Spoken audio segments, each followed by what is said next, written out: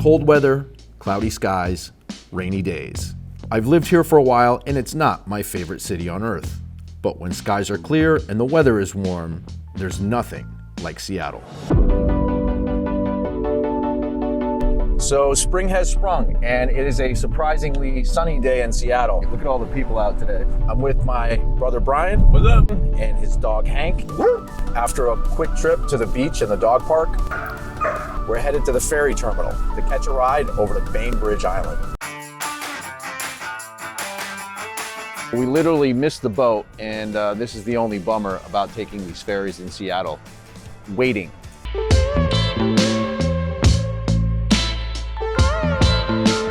Well, we've been sitting here for about an hour, and I think Hank's had enough. Yeah, it's too hot, huh? We got a dog cooking in the sun. Even needs sunblock in Seattle today. All right, we're on the move. One of the best parts about taking these ferries out of Seattle is the view. For all the gloom and doom and rain in Seattle, the skyline really is a spectacle when the sun shines. And for a small fee, the ferry system in the Puget Sound is the best way to get front row seats. It's a short trip, 20-25 minute ferry ride. I always recommend to everybody that visits Seattle. What did it cost us anyway with the car on the ferry? 26 bucks, I think, $27 for a car. Tiny camera. Yeah, that is really cool. And it has, you know, selfie Yeah, mode, like I say, that's so face cool. tracking. So when I move the camera, it stays. It follows you. Yeah, it follows me. Super cool. Very cool. Like What's it called?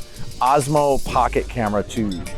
Drivers and passengers, return to your vehicle. Welcome to Bainbridge. We're officially on the island of Bainbridge and headed to the Historical Museum. So we came to the Bainbridge Historical Museum looking to get a little bit of the island's history, but the main museum exhibit is closed. And so what they do have is very fitting of Seattle, an exhibit on protests. Okay.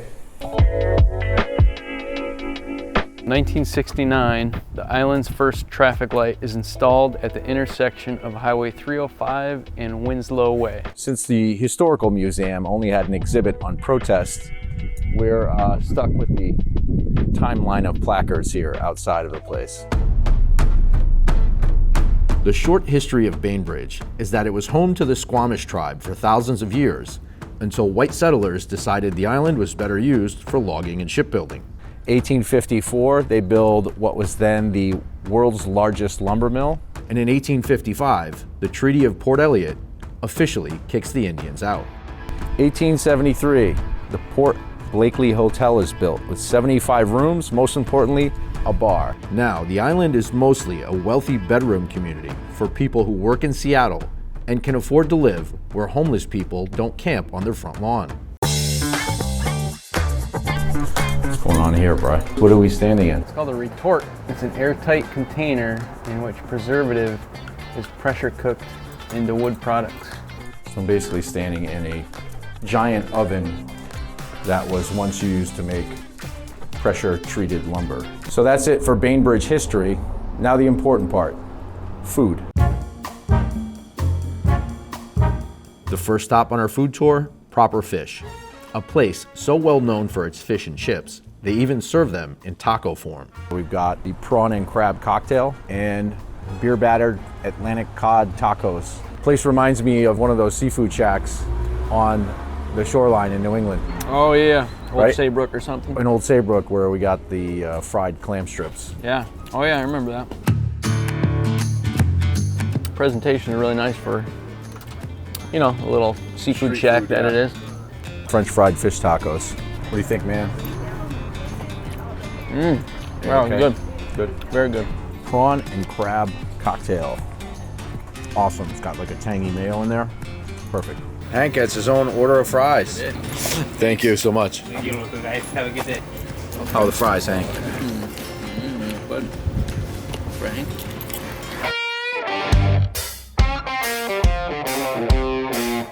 Next up, it was bourbon and beer at Doc's Marina Grill, where we ran into a bit of trouble with doggy discrimination.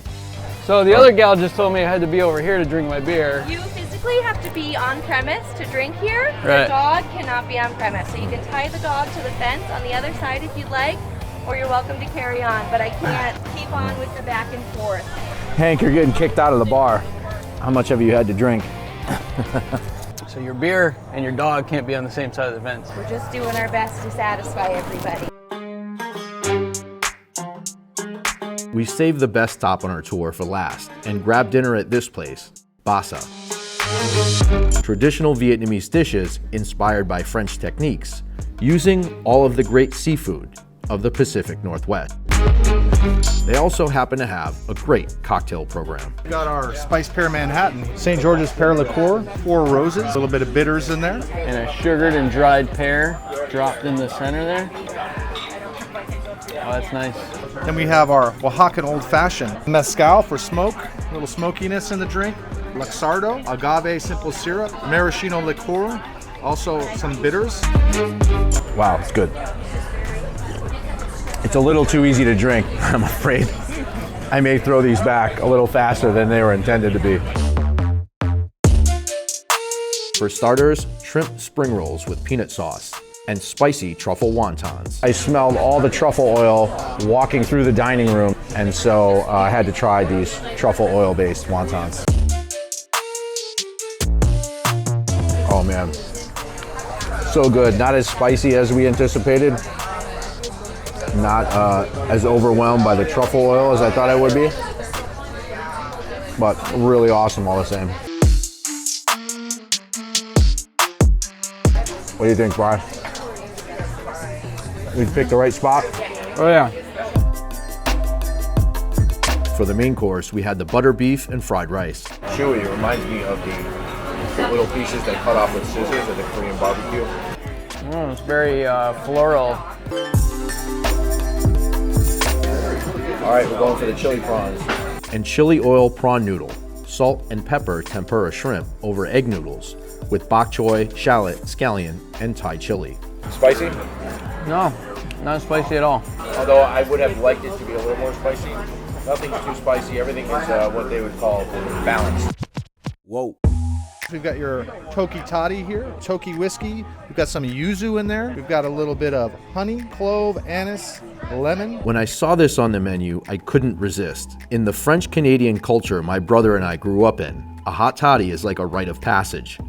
Your first taste of alcohol when you're about 4 or 5 years old. The Robitussin of French-Canadian culture. Whiskey on the finger. Whiskey on the finger for little kids, or in my case, hot toddies. My mom gave them to me when I remember as far back as 5 years old. Did she do the same to you when you were sick? I don't remember, but I think I remember her saying something about that, yeah. The first hot toddy in about 44 years.